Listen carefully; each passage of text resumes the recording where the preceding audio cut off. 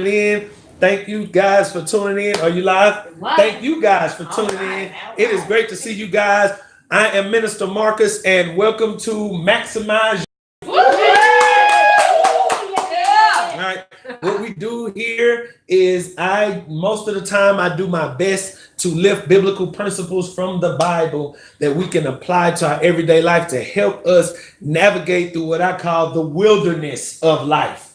So I don't spend any time with anything that is not applicable to our lives. And Right. so it is my intention to present different principles and things that we can learn from the Bible to help position our lives to have happy, fulfilling lives of peace, joy, blessings, success, you name it. All right. So that's what we're doing tonight. Tonight, I don't know if you guys remember what we dealt with last week.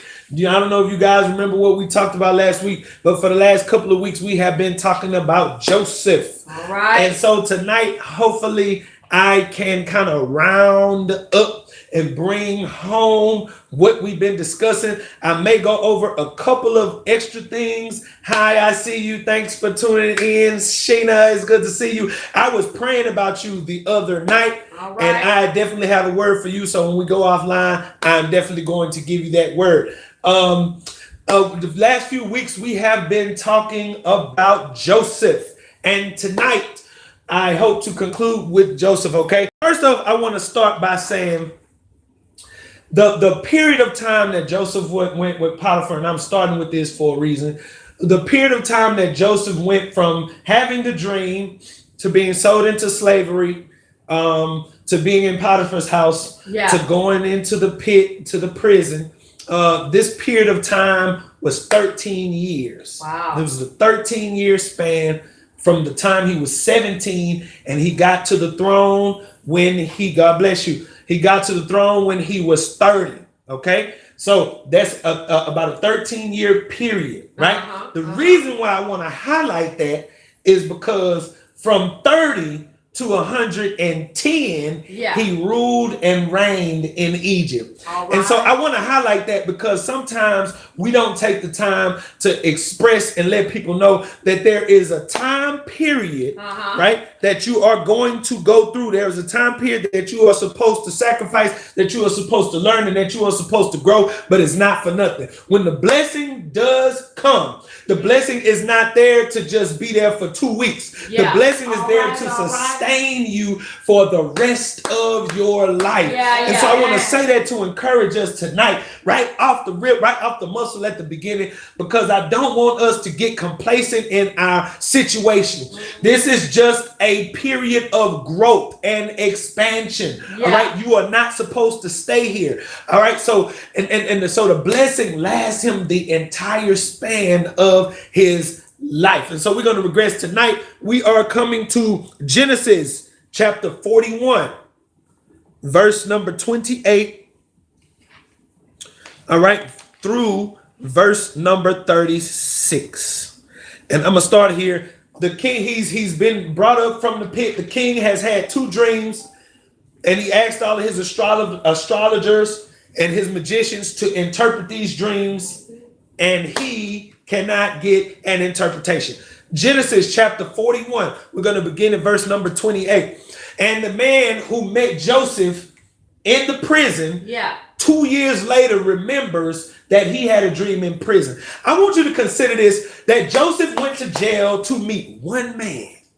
He went to jail to meet, all of that time that he was in jail, he went to jail to meet one man who was working for the king. And little did he know that this man was going to be the reason that he got out. I said that to say this: we have got to be careful of how we treat people. That's right. You never know who is there to connect you to your blessing. Right. Yeah. So he was there to meet one man.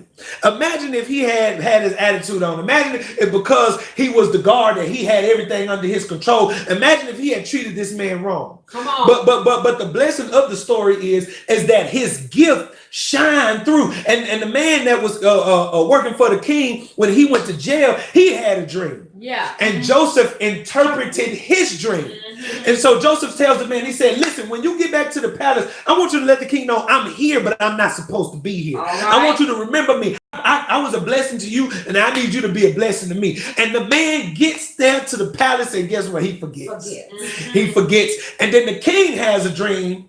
And then the man says, you know what, king? It is at this point that I realized, man, I did this man a disservice. He told me to remember him, and I forgot. Don't God know how to make room for your gift? Look, this is what I love. And I think I put this in my notes. I love how God took a need at the top. Yeah. For somebody who had the answer, who was all the way at the bottom. Come on. Don't God have a way of creating a demand for your gift? You know what? Let me encourage us tonight. You never know what God is doing in your life. We got to learn to stay diligent where we are. I don't know who that's for tonight, but I want you to understand that we have got to learn to stay diligent where we are. You never know what God is working in the midst. 2 years later, the king who is at the top has a need for a man who has the gift, who is at the bottom.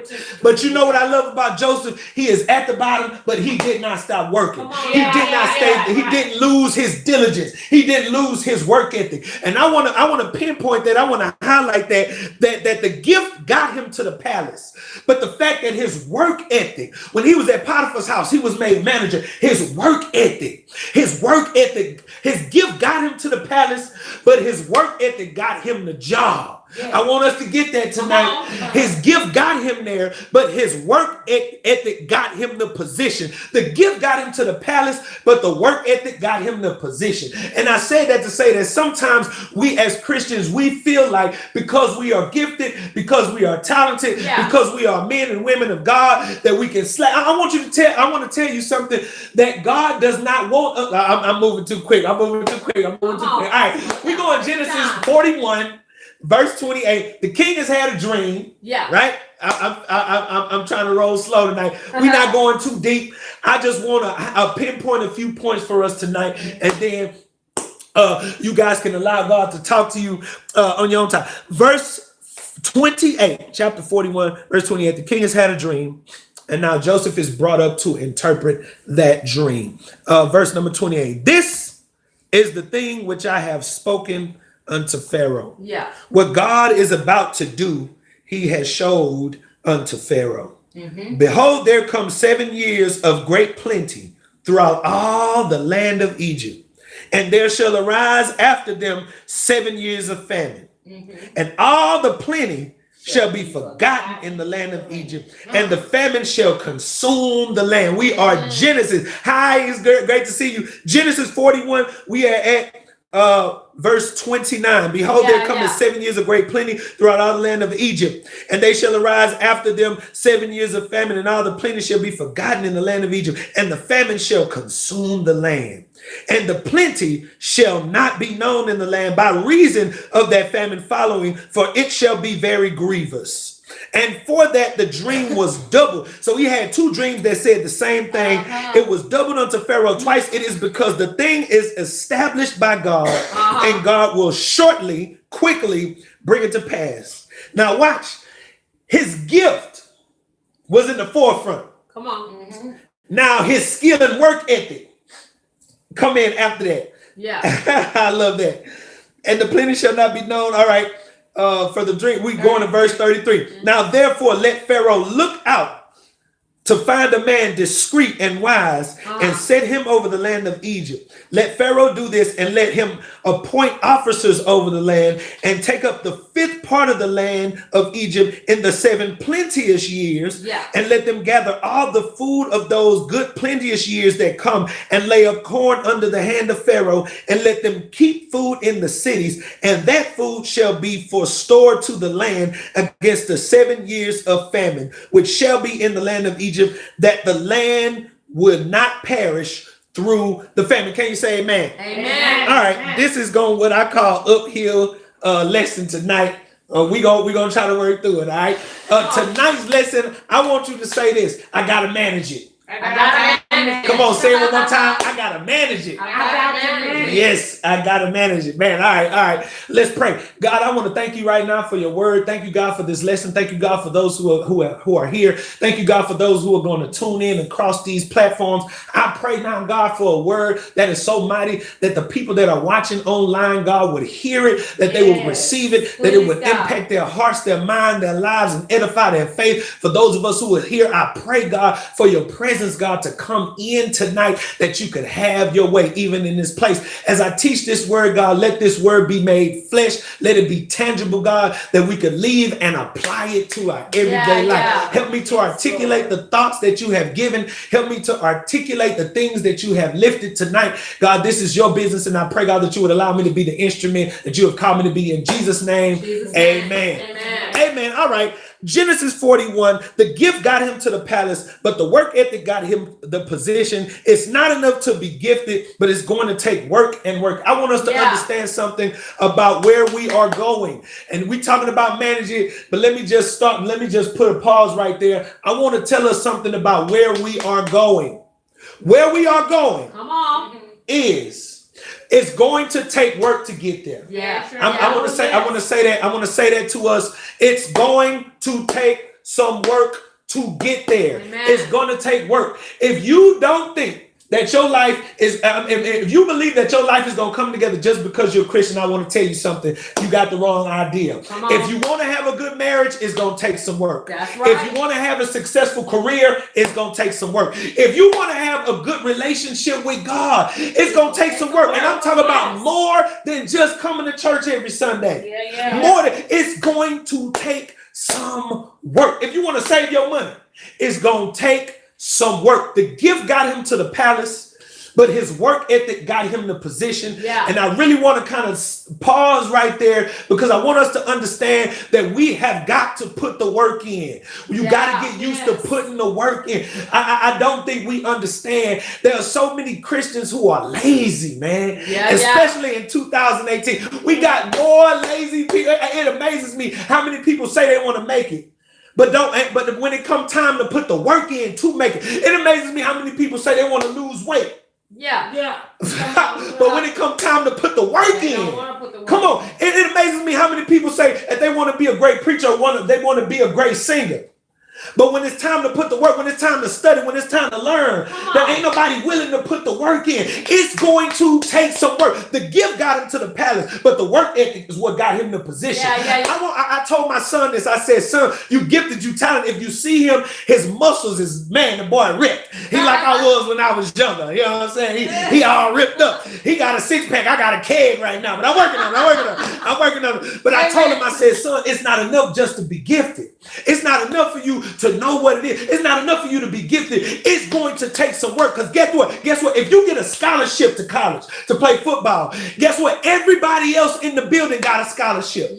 So what's going to separate you from the rest of everybody else? And here's my question to you tonight. What separates you from everybody else? That's right. The gift is not enough. The gift can get you there, but what's going to separate you? Your work, it got to be work. We got to learn that we got to put the work in. My son tell me, Dad, every time we come over here, you study, and that's right, son. I got a calling, I got a gift on my life. And if I don't put the work in, that to me, I'm not just letting me down. I'm letting the people that come to listen to me down. You got to understand, we have got to be ready to put the work in. All right, I ain't gonna stay there too long because I gotta move, but I want us to understand that the work ethic got him the position.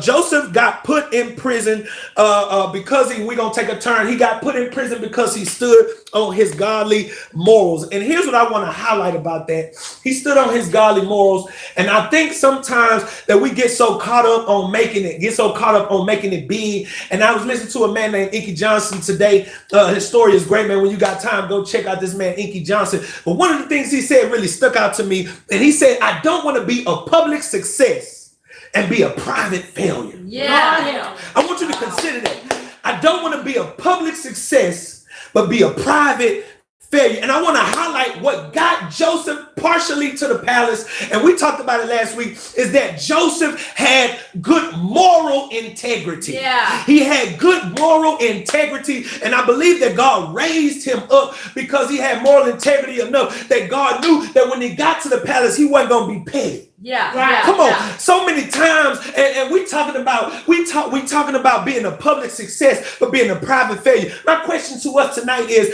what are you really concerned with? Are you more concerned with looking good, or are you more concerned with being good? Yeah. I think we get it mixed up, we get it twisted, and this was one of my issues with church, and I really had to pray.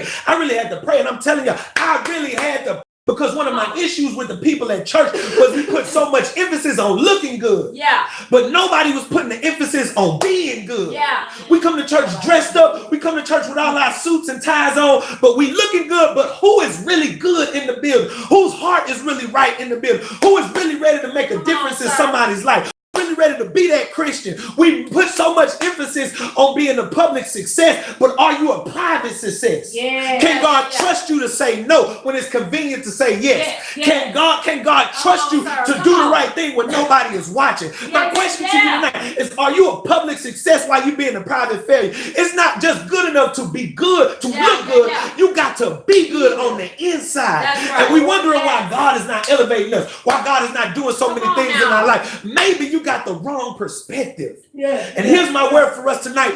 Joseph, he lets God know I can be trusted. The woman wanted to sleep with him. Yeah. And you know what? If that was some of us, we would have Come failed on, that come on. test. This man's wife wanted to sleep with him. And you know what he does? He tells her no. He maintained his moral integrity. Even when it was convenient to say yes, he still said no.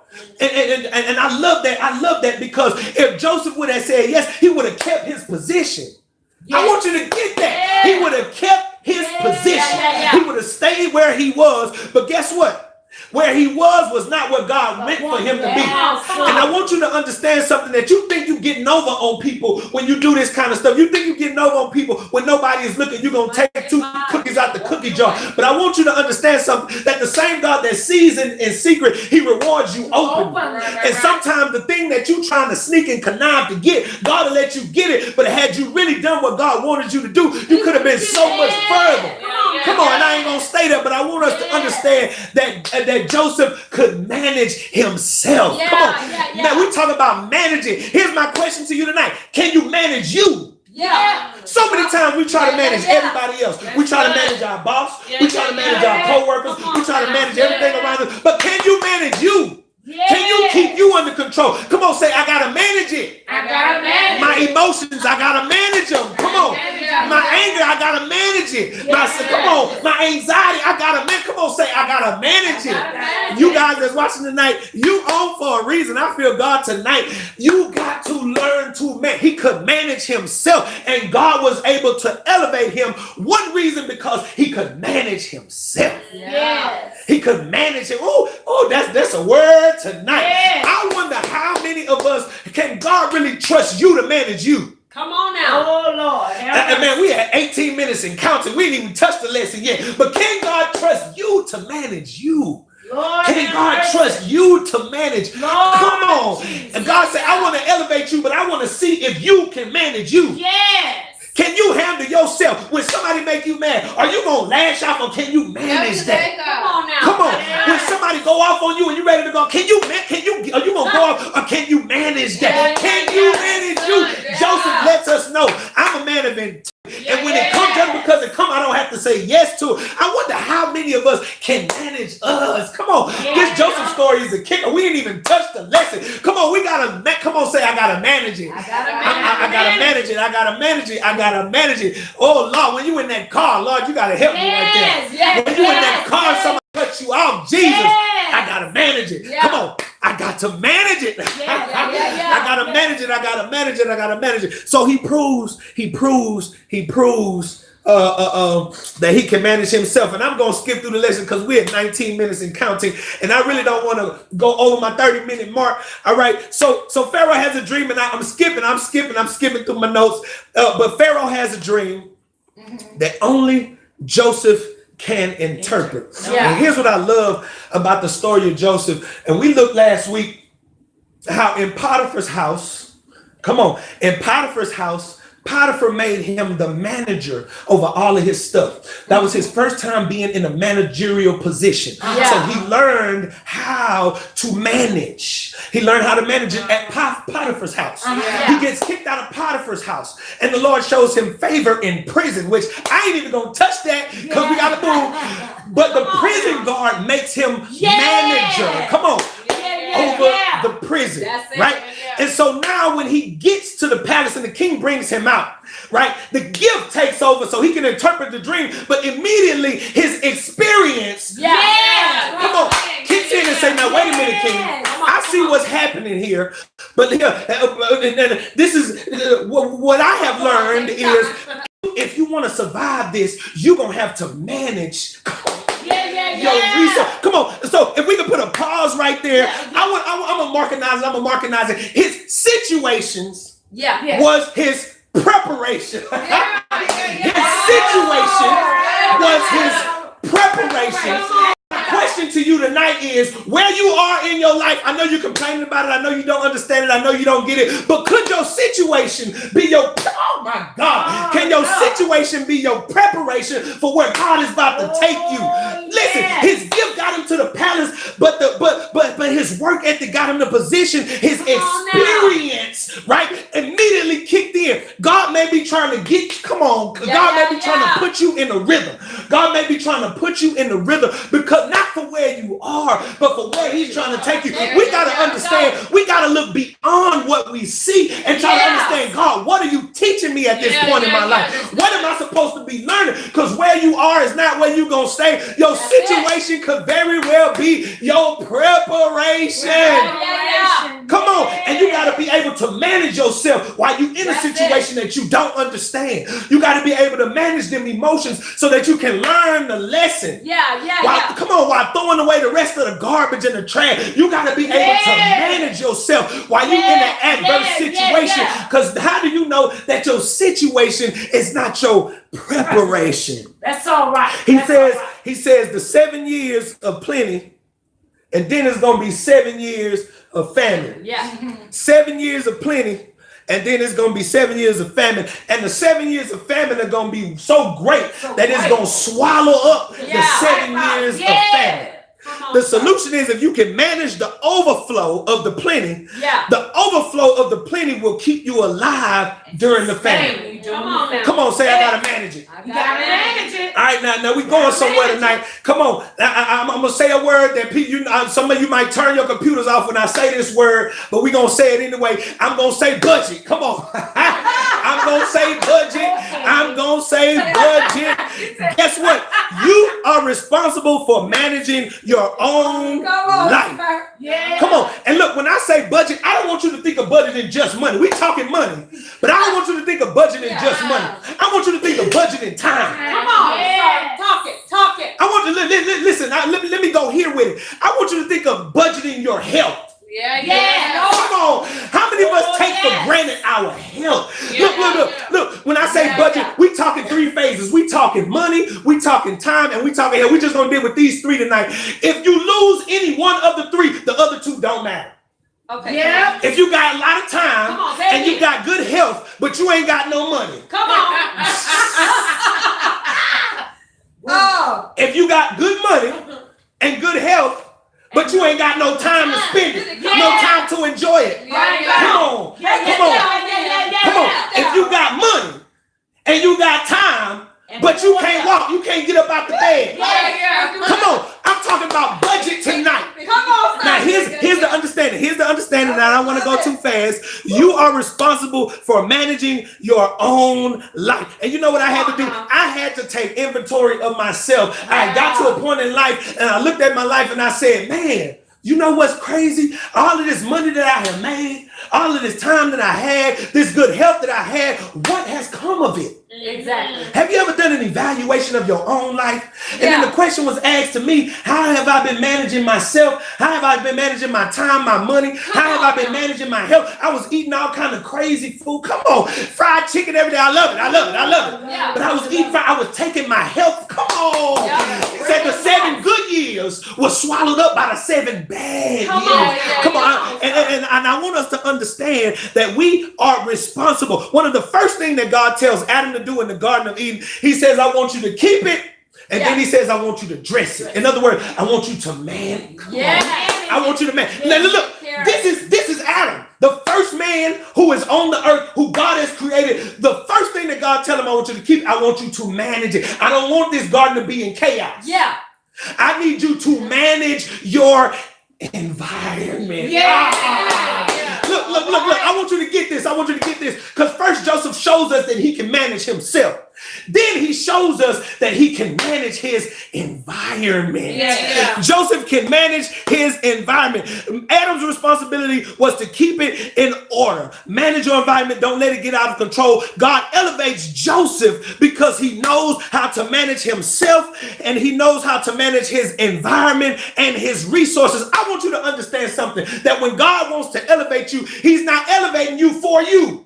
Come on now. He's not elevating you just sit up so you can be chill. He's elevating you for a purpose. But let's go beyond that. When God puts you in a place, it's not for you to squander off his provision. Come on. It's for you to utilize and be wise. Say that. Utilize and be wise. Utilize and be wise. Utilize and be wise. We're going to go to a point, and we had 25 minutes, and I'm trying to roll it on quick. Ecclesiastes let us know that life happens in seasons and in stages. There is a time and purpose under heaven for every single thing. I want you to understand that there is a need for discipline in your life, because there will be good times.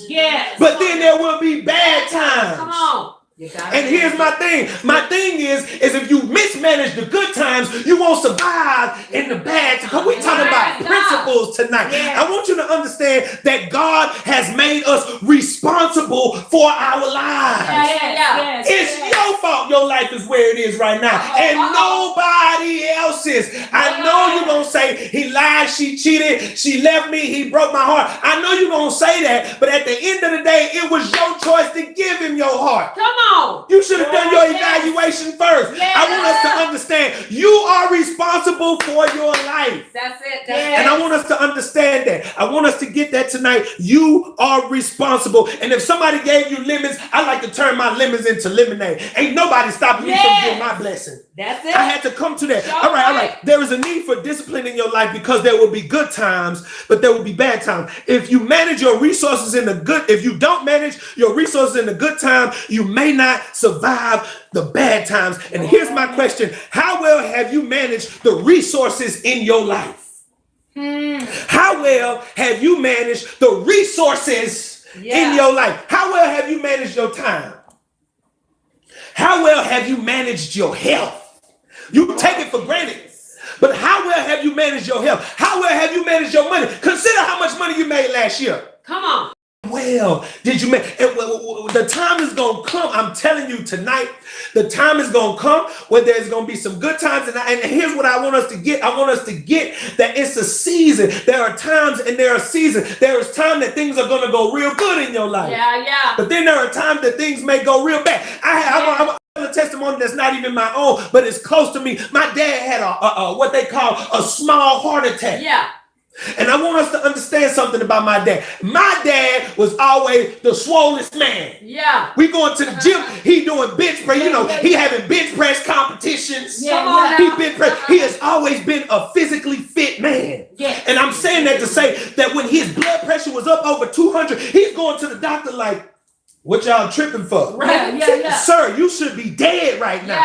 But I want you to understand, he never took his health for granted. And when the time came that something bad happened, he was able to withstand it. Why? Because, come on, he managed his health in the right kind of way. And my question to you is, if the time comes that, it's time to pay the piper now, have you managed what you were supposed to manage when it was time for you to manage it? Will the 7 bad years swallow up the 7 good years in your life? How well have you managed your time, your money, your health? Are you managing your youth wisely so that when you get older, your health will not fail you? Have you ever considered that? That God says to you, listen, there are some things that we cannot control. Some people get cancer, you can't control that. But the stuff that you can control, what if God would you is to get to heaven and say, God, I died of cancer at 50. And God said, you could have lived till you was 90. Come on now. But your habits, come on. Yeah. You did not manage your health the right way. Yeah. That's on you. Come on. I want us to understand that we are responsible sir. for Talk some it. things in our life. Are you managing your money wisely so that if an emergency occurs, you'll be prepared? Yeah. With all the money that you make, are you managing it to the point where if an emergency happens, you got it covered? And God said, look, if you would work the principle. And tonight's principle is manage what you have. That's right. Manage Amen. what you have. And here's what God said. God said to me, Marcus, you make the money to do whatever you want to do. I'm not going to bless you with this blessing that you asked me for, because if you would budget and save, you could have it at the end of the month. Your issue is you want to buy this. You want to buy this extra stuff. Come on. That you really just don't need to be buying. My question tonight is, are you managing your money? He said you're going to have 7 good years. You're going to have some time where you working OT. That's for us brothers. You're going to have some good OT on that check, baby boy. You're going to be making some money. You're going to get that check, and it's going to be more than you could ever anticipate. God said, I'm going to open up the windows of heaven, and I'm going to pour you out a blessing, right? That you don't have room enough to receive. And I want you to get this. What if God said it's limited for right now? He took the manna. He said, I want you to get just enough, and then on a certain day, I want you to get more, because on the 7th day, I need you to rest. But I need you to manage this right here so that tomorrow you can eat. My question to you is, can you manage it? What if God said, I'm going to give it to you, but it's not for an extended period of time right now. You got to manage it. And this is why I said at the beginning, there were 13 years from 17 to 30. But right here, this is 14 more years that he is in the palace, but he needs to manage their resources so that he... Oh, come on. I hope y'all are getting this tonight. He has to manage those resources, not so that he can stay alive, but so Egypt can stay alive. And if Egypt stay alive, he can feed his family. Oh my God. If he manages it the right way. To every man that's watching this tonight, to every woman, if you're a single parent, listen, your job is to manage it. It's hard. I know it's hard. I know it's difficult, but you got to learn to manage it. And the reason why I'm saying that, I want you to get this tonight, that we think that God works by some magical gene. God, I'm over that 30-minute mark. We think that God works by some good, great, mystical means. But I want to tell you something, that God works through the normal, mundane routines of everyday life. And you don't realize it, but as you go, the miracle happens. Here's what the word of God said. The word of God said there were 10 lepers who came to Jesus, and he said, go show yourself to the priest. They come to Jesus. Jesus, we need to be healed. Jesus don't tell them nothing. He said, go show yourself to the priest. And here's what the text says, that as they went, they were healed. I want you to understand something about the way that God works. You think that God is going to make it all happen, but the text says, as they went. And I'm getting you to say, when I say manage it, you think that you won't see the blessing and the manifestation, but by you doing the small, mundane routine, budgeting, tithing, over time, you will see that God has done a miracle in your finances that you didn't see. It's just like my son right now, he is 16 years old, right? And now I look at him, I'm like, when did you get this big? I don't know when he got that big, but it's because I was seeing him every day. But every single day I taught him, you got to take care of your body. You got to put some things in place. You got to do this. You got to do that. And over time, I didn't see it day by day. But over time, I look at it and come on, you got it. As they went. I want you to understand something tonight. As you doing what God has required you to do, that's when the miracle happens. You're going to turn around and look back and be like, when did the blessing when did this happen? I know I've been doing what I'm supposed to do, but and this is encouragement for you tonight. When I say manage it, I'm not telling you to stop your life. I'm showing you how God would have you to get that blessing that you've been asking him for. All right, are you managing your time wisely so that the things that are most important to you get the time that's necessary? Many of us, we spend time chasing things that are urgent but not important. We spend time chasing things that are urgent but not important, and we don't take the time for the things that are important, and you don't realize that you haven't taken the time until time passes. and you can't get that time You're back. not. Are you budgeting your time wisely? I know you got to give time to the job. I know you got to give time to this and time to that. But are your kids getting the time that they need? Yes. Is God getting the time that He needs? Yeah, Are you getting the time that you need? Here's what I want to, are you budgeting your time the right way? Are you managing your time the right way? Because I'm going to tell you something. You can make more money. Yeah. You maybe can skate by with a miracle on health. Yeah. But time is one of them things that you will never get back. Are you managing your time the right way tonight? That's it. I want us to understand tonight, we talking about manage it. And then I'm going to conclude with this. In Proverbs chapter 6, verse 6, it says, consider the ant. Mm-hmm.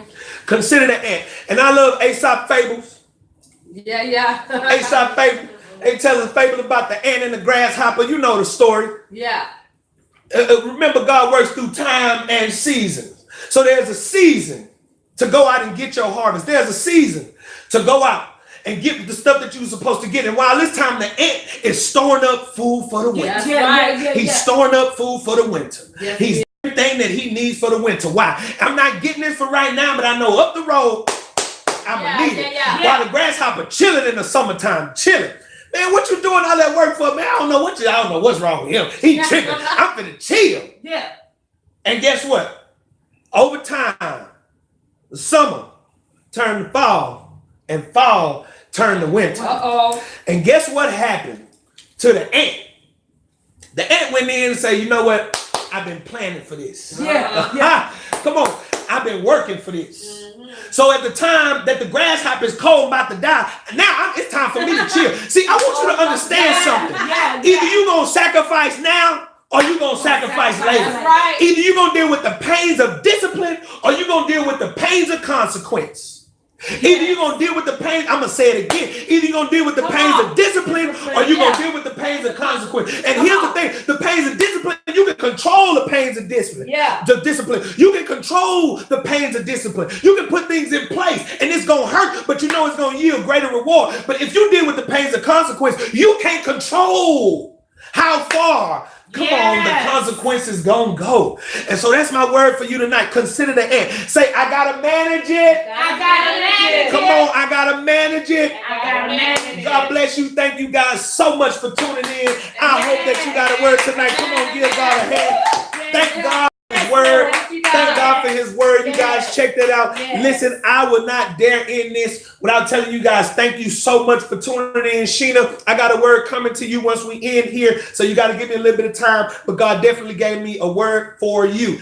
So be looking for that in your inbox. But thank you guys so much for tuning in. Listen, go to our website. I need your support on the website. If there is something that would be a blessing to you, please feel free to let me know. Okay, that's what the website is for. And then we'll give you all the platforms that TGM is on. All right. So it is thegodmovement.com. www.thegodmovement.com. Amen. So God bless you guys. Thank you for tuning in. Thank you, TGM Television. And thank you guys for tuning in on Minister Marcus's ministry page.